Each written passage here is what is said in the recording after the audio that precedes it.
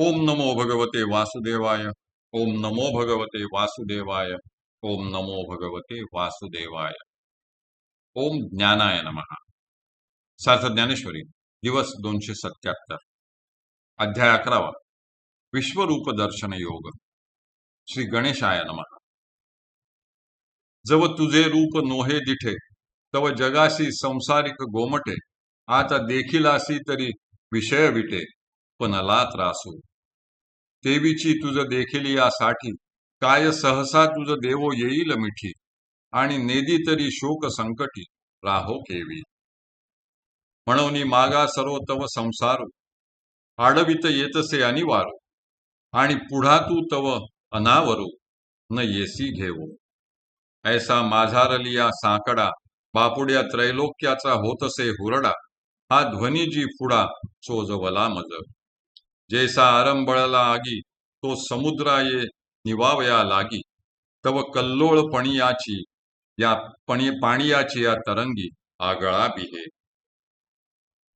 तैसे या जगासी जाहले तू ते देखोनी तळमळीत ठेले या माझी पैल भले ज्ञानशुरांचे मेळावे देवा तुझे विश्वरूप जोपर्यंत नोहे दिठे म्हणजे दृष्टीस पडले नव्हते तोपर्यंत जगातल्या या संसारामधील विषयसुख कोमटे म्हणजे चांगले लोभसवाणे वाटत होते।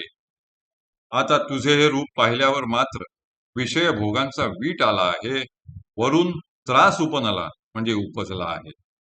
तेवीची म्हणजे त्याचप्रमाणे तुला पाहिल्यावर तुला सहसा म्हणजे एकदम मिठी मारता येईल काय, आणि घाबरून तुला मिठी देदी म्हणजे न मारावी तर ह्या शोक संकटामध्ये राहावे वा तग धरावा तरी कोणाच्या आधाराने, म्हणून मागे सरावे तर अनिवारू म्हणजे निवारण न करता येण्यासारखा हा जन्म मरणरूप संसार आडवा येतो आणि पुढ्यात असणारा तू अनावरू म्हणजे आवर्ता न येण्यासारखा अमर्याद वा अपरिमित असल्यामुळे न येसी घेवो म्हणजे आकलन होत नाहीस व मिठीत तर त्याहून घेता येत नाहीस अशा मध्येच आलेल्या दुहेरी साकडा म्हणजे संकटामध्ये बापुड्या त्रैलोक्याचा मात्र हुरडा होत आहे, म्हणजे त्रैलोक्य होरपळून जात आहे। देवा माझ्या विश्वरूप पाहण्याच्या ध्वनी म्हणजे हौसेचा वा इच्छेचा परिणाम पुढा म्हणजे खरोखर असा झाल्याचे माझ्या चोजवला म्हणजे अनुभवाला येत आहे। ज्याप्रमाणे आगीने आरंबळला म्हणजे पोळलेला मनुष्य निवावया म्हणजे दाह शमन करण्यासाठी समुद्राकडे येतो तेव्हा पाण्याच्या खवळलेल्या कल्लोळाने त्याला आगळीच बिहे म्हणजे भीती वाटते, तशी ह्या जगाची सध्या स्थिती झाली आहे। तू ते म्हणजे तुझे हे रूप पाहून जग तळमळत आहे, त्यातील ज्ञानशुरांचे व देवांचे भले समुदाय मात्र याच्या पलीकडे आहे। आम्ही ही त्वाम सुरसंघा, हे भगवन आम्ही ही सुरसंघा त्वाम विशंती केचित भीता प्रांजलया सतः गृह्णन्ति महर्षि सिद्ध संघा स्वस्ति इत्युक्त्वा पुष्कलाभिः स्तुतिभिः त्वाम स्तुवन्ति। आता ते देवदेवतांचे समुदाय आपल्या विश्वरूपात प्रवेश करीत आहेत, त्यातील काही भयभीत होऊन हात जोडून आपले गुणगान करून आपली स्तुती करत आहेत।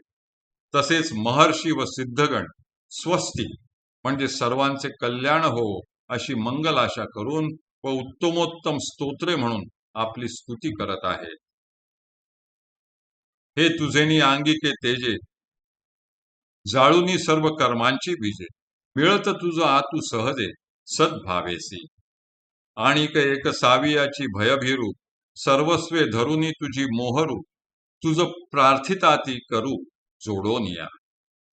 देवा अविद्यार्णवी पडिलो जी विषय वागुरे आतुडलो स्वर्ग संसाराची या साकडलो तोही भागी ऐसे आमुचे सोडवणे तुझ वाचोनी की जेल कवणे तुझ शरणगा सर्व प्राणे म्हणत देवा।